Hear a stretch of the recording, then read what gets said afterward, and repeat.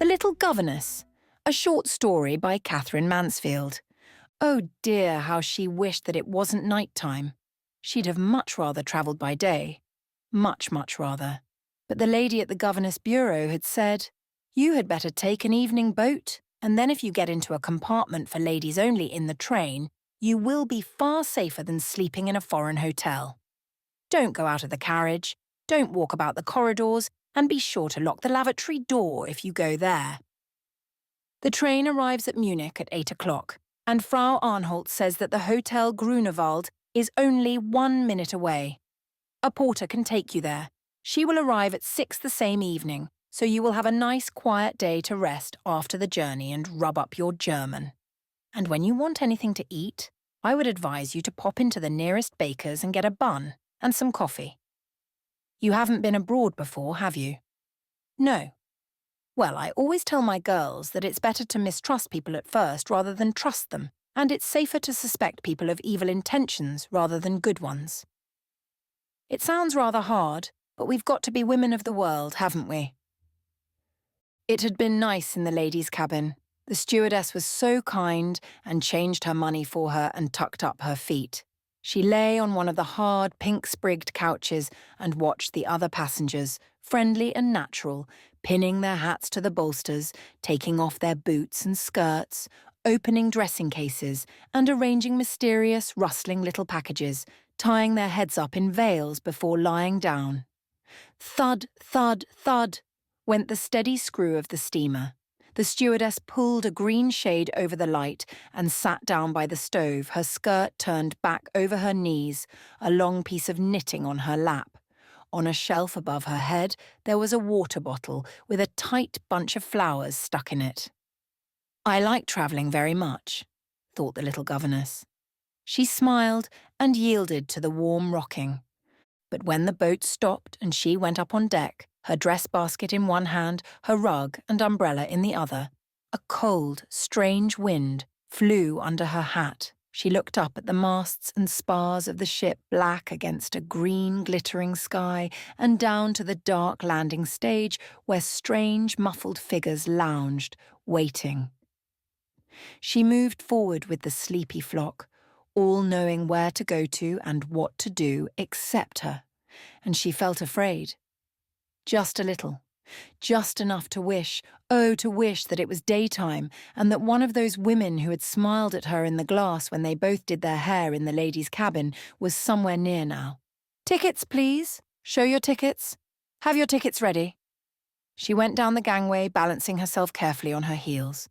Then a man in a black leather cap came forward and touched her on the arm. "Where for, miss?" He spoke English. He must be a guard or a station master with a cap like that. She had scarcely answered when he pounced on her dress basket.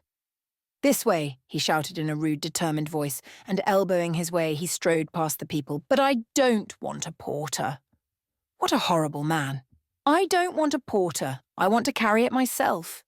She had to run to keep up with him, and her anger, far stronger than she, ran before her and snatched the bag out of the wretch's hand. He paid no attention at all, but swung on down the long, dark platform and across a railway line. "He is a robber." She was sure he was a robber, as she stepped between the silvery rails and felt the cinders crunch under her shoes. On the other side, oh, thank goodness, there was a train with Munich written on it. The man stopped by the huge lighted carriages. "Second class?" asked the insolent voice. "Yes, a ladies' compartment." She was quite out of breath. She opened her little purse to find something small enough to give this horrible man, while he tossed her dress basket into the rack of an empty carriage that had a ticket, Dame Sulas, gummed on window. She got into the train and handed 20 centimes. "What's this?" shouted the man, glaring at the money and then at her, holding it up to his nose, sniffing at it as though he had never in his life seen, much less held, such a sum. "It's a franc. You know that, don't you? It's a franc. That's my fare." A franc? Did he imagine that she was going to give him a franc for playing a trick like that just because she was a girl and travelling alone at night? Never. Never. She squeezed her purse in her hand and simply did not see him. She looked at a view of Saint Malo on the wall opposite and simply did not hear him. Ah no, 4 sous. You make a mistake. Here, take it. It's a franc I want." He leapt onto the step of the train and threw the money onto her lap. Trembling with terror, she screwed herself tight, tight, and put out an icy hand and took the money, stowed it away in her hand. "That's all you're going to get," she said. For a minute or two, she felt his sharp eyes pricking her all over while he nodded slowly, pulling down his mouth. "Very well. Très bien." He shrugged his shoulders and disappeared into the dark. Oh, the relief, how simply terrible that had been. As she stood up to feel if the dress basket was firm, she caught sight of herself in the mirror, quite white, with big, round eyes. She untied her motor veil and unbuttoned her green cape. "But it's all over now," she said to the mirror face, feeling in some way that it was more frightened than she. People began to assemble on the platform. They stood together in little groups talking. A strange light from the station lamps painted their faces almost green. A little boy in red clattered up with a huge tea wagon and leaned against it, whistling and flicking his boots with a serviette. A woman in a black alpaca apron pushed a barrow with pillows for hire. Dreamy and vacant she looked, like a woman wheeling a perambulator up and down, with a sleeping baby inside it. Wreaths of white smoke floated up from somewhere and hung below the roof like misty vines. "How strange it all is," thought the little governess. "And the middle of the night, too." She looked out from her safe corner, frightened no longer but proud that she had not given that franc. "I can look after myself, of course I can. The great thing is not to—" Suddenly from the corridor there came a stamping of feet and men's voices, high and broken with snatches of loud laughter. They were coming her way. The little governess shrank into her corner as 4 young men in bowler hats passed, staring through the door and window. One of them, bursting with the joke, pointed to the notice Dames Seules, and the 4 bent down the better to see the one little girl in the corner. Oh dear, they were in the carriage next door. She heard them tramping about, and then a sudden hush followed by a tall, thin fellow with a tiny black moustache who flung her door open. "If Mademoiselle cares to come in with us," he said in French. She saw the others crowding behind him, peeping under his arm and over his shoulder, and she sat very straight and still. "If Mademoiselle will do us the honour," mocked the tall man. One of them could be quiet no longer. His laughter went off in a loud crack. "Mademoiselle is serious," persisted the young man, bowing and grimacing. He took off his hat with a flourish and she was alone again. En voiture. Someone ran up and down beside the train. "I wish it wasn't night time. I wish there was another woman in the carriage. I'm frightened of the men next door." The little governess looked out to see her porter coming back again, the same man making for her carriage with his arms full of luggage. But what was he doing? He put his thumbnail under the label Dames Seules and tore it right off and then stood aside squinting at her while an old man wrapped in a plaid cape climbed up the high step. "But this is a ladies' compartment." "Oh no, mademoiselle, you make a mistake. No, I assure you." "Merci, monsieur." En voiture. A shrill whistle. The porter stepped off triumphant and the train started. For a moment or two, big tears brimmed her eyes, and through them she saw the old man unwinding a scarf from his neck and untying the flaps of his Jaeger cap. He looked very old. 90, at least. He had a white moustache and big gold-rimmed spectacles with little blue eyes behind them and pink wrinkled cheeks. A nice face, and charming the way he bent forward and said in halting French, "Do I disturb you, mademoiselle? Would you rather I took all these things out of the rack and found another carriage?" "What? That old man have to move all those heavy things just because she—" "No, it's quite all right. You don't disturb me at all." "Ah, 1,000 thanks." He sat down opposite her and unbuttoned the cape of his enormous coat and flung it off his shoulders. The train seemed glad to have left the station. With a long leap, it sprang into the dark. She rubbed a place in the window with her glove, but she could see nothing. Just a tree outspread like a black fan or a scatter of lights, or the line of a hill, solemn and huge.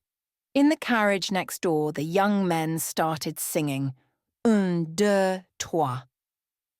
They sang the same song over and over at the tops of their voices. I never could have dared to go to sleep if I had been alone, she decided. I couldn't have put my feet up or even taken off my hat. The singing gave her a queer little tremble in her stomach, and, hugging herself to stop it, with her arms crossed under her cape, she felt really glad to have the old man in the carriage with her. Careful to see that he was not looking, she peeped at him through her long lashes. He sat extremely upright, the chest thrown out, the chin well in, knees pressed together, reading a German paper. That was why he spoke French so funnily. He was a German. Something in the army, she supposed. A colonel or a general once, of course, not now. He was too old for that now. How spick and span he looked for an old man. He wore a pearl pin stuck in his black tie and a ring with a dark red stone on his little finger. The tip of a white silk handkerchief showed in the pocket of his double-breasted jacket. Somehow, altogether, he was really nice to look at. Most old men were so horrid. She couldn't bear them doddery, or they had a disgusting cough or something. But not having a beard, that made all the difference. And then his cheeks were so pink, and his moustache so very white. Down went the German paper, and the old man leaned forward with the same delightful courtesy. "Do you speak German, mademoiselle?" "Ja, ein wenig mehr als Französisch," said the little governess, blushing a deep pink colour that spread slowly over her cheeks and made her blue eyes look almost black. "Ach so," the old man bowed graciously. "Then perhaps you would care to look at some illustrated papers." He slipped a rubber band from a little roll of them and handed them across. "Thank you very much." She was very fond of looking at pictures, but first she would take off her hat and gloves. So she stood up, unpinned the brown straw, and put it neatly in the rack beside the dress basket, stripped off her brown kid gloves, paired them in a tight roll, and put them in the crown of the hat for safety, and then sat down again, more comfortably this time, her feet crossed, the papers on her lap. How kindly the old man in the corner watched her bare little hand turning over the big white pages, watched her lips moving as she pronounced the long words to herself, rested upon her hair that fairly blazed under the light. Alas, how tragic for a little governess to possess hair that made one think of tangerines and marigolds, of apricots and tortoise-shell cats and champagne. Perhaps that was what the old man was thinking as he gazed, and that not even the dark, ugly clothes could disguise her soft beauty. Perhaps the flush that licked his cheeks and lips was a flush of rage that anyone so young and tender should have to travel alone and unprotected through the night. Who knows he was not murmuring in his sentimental German fashion? "Ja, es ist eine Tragödie. Would to God I were the child's grandpapa." "Thank you very much, they were very interesting." She smiled prettily, handing back the papers. "But you speak German extremely well," said the old man. "You have been in Germany before, of course?" "Oh, no, this is the first time." A little pause then. "This is the first time that I have ever been abroad at all." "Really? I am surprised. You gave me the impression, if I may say so, that you were accustomed to travelling." "Oh, well, I have been about a good deal in England and to Scotland, once. So, I myself have been in England once, but I could not learn English." He raised one hand and shook his head, laughing. "No, it was too difficult for me." "How do you do? Please wish is the way to Leicester Square." She laughed too. "Foreigners always say." They had quite a little talk about it. "But you will like Munich," said the old man. "Munich is a wonderful city. Museums, pictures, galleries, fine buildings and shops, concerts, theatres, restaurants, all are in Munich. I have travelled all over Europe many, many times in my life, but it is always to Munich that I return. You will enjoy yourself there." "I am not going to stay in Munich," said the little governess. And she added shyly, "I am going to a post as governess to a doctor's family in Augsburg." Ah, that was it. Augsburg, he knew. Augsburg, well, was not beautiful. A solid manufacturing town. But if Germany was new to her, he hoped she would find something interesting there too. "I am sure I shall. But what a pity not to see Munich before you go. You ought to take a little holiday on your way," he smiled, "and store up some pleasant memories." "I am afraid I could not do that," said the little governess, shaking her head, suddenly important and serious. "And also, if one is alone." He quite understood. He bowed, serious too. They were silent after that. The train shattered on, bearing its dark, flaming breast to the hills and to the valleys. It was warm in the carriage. She seemed to lean against the dark, rushing, and to be carried away and away.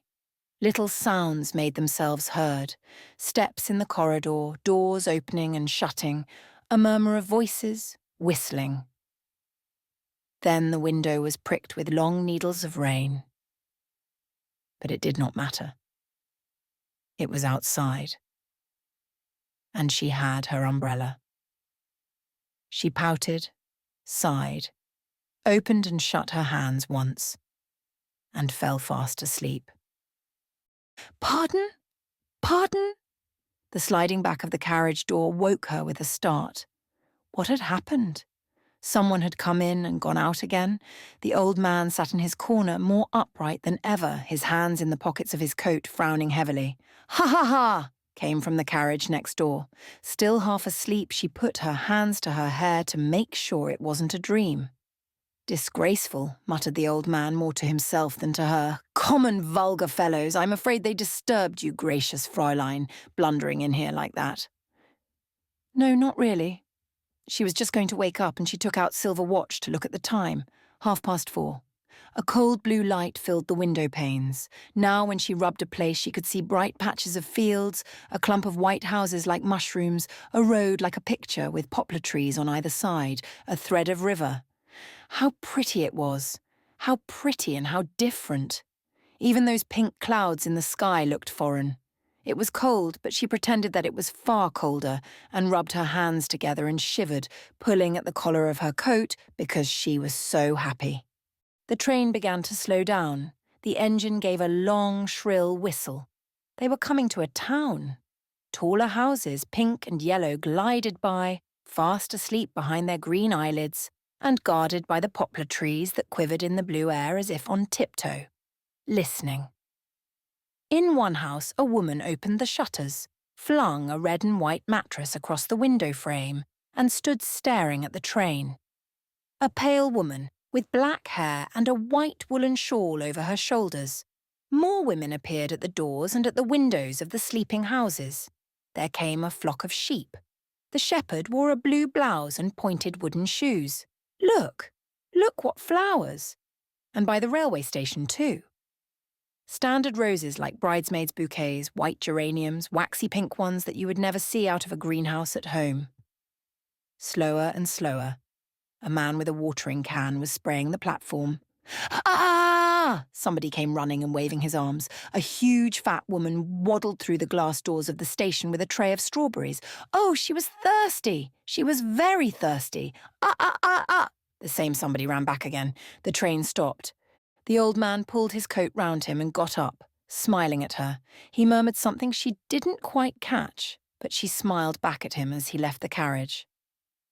While he was away, the little governess looked at herself again in the glass, shook and patted herself with the precise practical care of a girl who is old enough to travel by herself and has nobody else to assure her that she is quite all right behind. Thirsty and thirsty, the air tasted of water. She let down the window and the fat woman with the strawberries passed as if on purpose, holding up the tray to her. "Nein, danke," said the little governess, looking at the big berries on their gleaming leaves. "Wie viel?" she asked as the fat woman moved away. 2 marks 50, Fräulein. Good gracious, she came in from the window and sat down in the corner, very sobered for a minute. 1/2 crown. "Hurry!" shrieked the train, gathering itself together to be off again. She hoped the old man wouldn't be left behind. Oh, it was daylight. Everything was lovely if only she hadn't been so thirsty. Where was the old man? Oh, here he was. She dimpled at him as though he were an old, accepted friend, as he closed the door and, turning, took from under his cape a basket of the strawberries. If Fräulein would honour me by accepting these, what for me? But she drew back and raised her hands as though he were about to put a wild little kitten on her lap. "Certainly for you," said the old man. "For myself, it is 20 years since I was brave enough to eat strawberries." "Oh, thank you very much, danke bestens," she stammered. "Sie sind so sehr schön." "Eat them and see," said the old man, looking pleased and friendly. "You won't have even one?" "No, no, no." Timidly and charmingly her hand hovered. They were so big and juicy she had to take 2 bites to them. The juice ran all down her fingers, and it was while she munched the berries that she first thought of the old man as a grandfather. What a perfect grandfather he would make, just like one out of a book. The sun came out, the pink clouds in the sky. The strawberry clouds were eaten by the blue. "Are they good?" asked the old man. "As good as they look?" When she had eaten them, she felt she had known him for years. She told him about Frau Arnholt and how she had got the place. Did he know the Hotel Grunewald? Frau Arnholt would not arrive until the evening.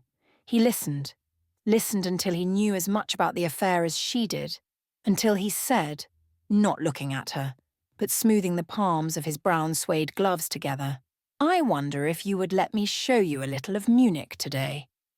Nothing much, but just perhaps a picture gallery and the Englischer Garten. It seems such a pity that you should have to spend the day at the hotel, and also a little uncomfortable. In a strange place. Nicht wahr? You would be back there by the early afternoon or whenever you wish, of course, and you would give an old man a great deal of pleasure. It was not until long after she had said yes, because the moment she had said it and he had thanked her, he began telling her about his travels in Turkey and attar of roses, that she wondered whether she had done wrong. After all, she really did not know him, but he was so old, and he had been so very kind, not to mention the strawberries. And she couldn't have explained the reason why she said no. And it was her last day in a way, her last day to really enjoy herself in. Was I wrong? Was I? A drop of sunlight fell into her hands and lay there, warm and quivering. "If I might accompany you as far as the hotel," he suggested, "and call for you again at about 10 o'clock. He took out his pocketbook and handed her a card. Herr Regierungsrat. He had a title. Well, it was bound to be all right. So after that, the little governess gave herself up to the excitement of being really abroad, to looking out and reading the foreign advertisement signs, to being told about the places they came to, having her attention and enjoyment looked after by the charming old grandfather until they reached Munich and the Hauptbahnhof. "Porter! Porter!" He found her a porter, disposed of his own luggage in a few words, guided her through the bewildering crowd out of the station, down the clean white steps, into the white road to the hotel. He explained who she was to the manager, as though all this had been bound to happen, and then, for one moment, her little hand lost itself in the big brown suede ones. "I will call for you at 10 o'clock. He was gone. "This way, Fräulein," said a waiter who had been dodging behind the manager's back, all eyes and ears for the strange couple. She followed him up 2 flights of stairs into a dark bedroom. He dashed down her dress basket and pulled up a clattering, dusty blind. Ugh! What an ugly, cold room! What enormous furniture! Fancy spending the day in here! "Is this the room Frau Arnholt ordered?" asked the little governess. The waiter had a curious way of staring as if there was something funny about her. He pursed up his lips about to whistle and then changed his mind. "Gewiss," he said. Well, why didn't he go? Why did he stare so? "Gehen Sie," said the little governess, with a frigid English simplicity. His little eyes, like currants, nearly popped out of his doughy cheeks. "Gehen Sie sofort," she repeated icily. At the door he turned. "And the gentleman," said he. "Shall I show the gentleman upstairs when he comes?" Over the white streets, big white clouds fringed with silver, and sunshine everywhere. Fat coachmen driving fat cabs, funny women with little round hats cleaning the tramway lines, people laughing and pushing against one another, trees on both sides of the streets, and everywhere you looked almost, immense fountains. a noise of laughing from the footpaths or the middle of the streets or the open windows. And beside her, more beautifully brushed than ever, with a rolled umbrella in one hand and yellow gloves instead of brown ones, her grandfather who had asked her to spend the day. She wanted to run, she wanted to hang on his arm, she wanted to cry every minute, "Oh, I am so frightfully happy." He guided her across the roads, stood still while she looked, and his kind eyes beamed on her, and he said, "Just whatever you wish." She ate 2 white sausages and 2 little rolls of fresh bread at 11 o'clock in the morning, and she drank some beer, which he told her wasn't intoxicating, wasn't at all like English beer, out of a glass like a flower vase. And then they took a cab, and really she must have seen thousands and thousands of wonderful classical pictures in about a quarter of an hour. I shall have to think them over when I am alone. But when they came out of the picture gallery, it was raining. The grandfather unfurled his umbrella and held it over the little governess. They started to walk to the restaurant for lunch. She, very close beside him so that he should have some of the umbrella too. "It goes easier," he remarked in a detached way, "if you take my arm, Fräulein. And besides, it is the custom in Germany." So she took his arm and walked beside him while he pointed out the famous statues, so interested that he quite forgot to put down the umbrella even when the rain was long over. After lunch, they went to a cafe to hear a gypsy band, but she did not like that at all. Ugh, such horrible men were there with heads like eggs and cuts on their faces. So she turned her chair and cupped her burning cheeks in her hands and watched her old friend instead. Then they went to the Englischer Garten. "I wonder what the time is?" asked the little governess. "My watch has stopped. I forgot to wind it in the train last night. We've seen such a lot of things that I feel it must be quite late." "Late?" He stopped in front of her, laughing and shaking his head in a way she had begun to know. "Then you have not really enjoyed yourself." "Late? Why, we have not had any ice cream yet." "Oh, but I have enjoyed myself," she cried, distressed. "More than I can possibly say. It has been wonderful. Only Frau Arnholt is to be at the hotel at 6, and I ought to be there by 5. So you shall. After the ice cream, I shall put you into a cab, and you can go there comfortably." She was happy again. The chocolate ice cream melted in little sips a long way down. The shadows of the trees danced on the tablecloths, and she sat with her back safely turned to the ornamental clock that pointed to 25 minutes to 7. "Really and truly," said the little governess earnestly, "this has been the happiest day of my life. I've never even imagined such a day." In spite of the ice cream, her grateful baby heart glowed with love for the fairy grandfather. So they walked out of the garden down a long alley. The day was nearly over. "You see those big buildings opposite?" said the old man. "The 3rd story, that is where I live. I and the old housekeeper who looks after me." She was very interested. "Now, just before I find a cab for you, will you come and see my little home? And let me give you a bottle of the attar of roses I told you about in the train. For remembrance." She would love to. "I've never seen a bachelor's flat in my life," laughed the little governess. The passage was quite dark. "Ah, I suppose my old woman has gone out to buy me a chicken. One moment." He opened a door and stood aside for her to pass, a little shy but curious, into a strange room. She did not know quite what to say. It wasn't pretty. In a way, it was very ugly, but neat, and, she supposed, comfortable for such an old man. "Well, what do you think of it?" He knelt down and took from a cupboard a round tray with 2 pink glasses and a tall pink bottle. "2 little bedrooms beyond," he said gaily, "and a kitchen. It's enough, eh?" "Oh, quite enough. And if ever you should be in Munich and care to spend a day or two, why, there is always a little nest, a wing of a chicken, and a salad, and an old man delighted to be your host once more, and many, many times, dear little Fräulein." He took the stopper out of the bottle and poured some wine into the 2 pink glasses. His hand shook and the wine spilled over the tray. It was very quiet in the room. She said, "I think I ought to go now. "But you will have a tiny glass of wine with me, just one before you go," said the old man. "No, really no, I never drink wine. I have promised never to touch wine or anything like that." And though he pleaded and though she felt dreadfully rude, especially when he seemed to take it to heart so, she was quite determined. "No, really, please." "Well, will you just sit down on the sofa for 5 minutes and let me drink your health?" The little governess sat down on the edge of the red velvet couch and he sat down beside her and drank her health at a gulp. "Have you really been happy today?" asked the old man, turning round, so close beside her that she felt his knee twitching against hers. Before she could answer, he held her hands. "And are you going to give me one little kiss before you go?" he asked, drawing her closer still. It was a dream. It wasn't true. It wasn't the same old man at all. Ah, how horrible. The little governess stared at him in terror. "No, no, no," she stammered, struggling out of his hands. "One little kiss. A kiss." "What is it?" "Just a kiss, dear little Fräulein. A kiss." He pushed his face forward, his lips smiling broadly, and how his little blue eyes gleamed behind the spectacles.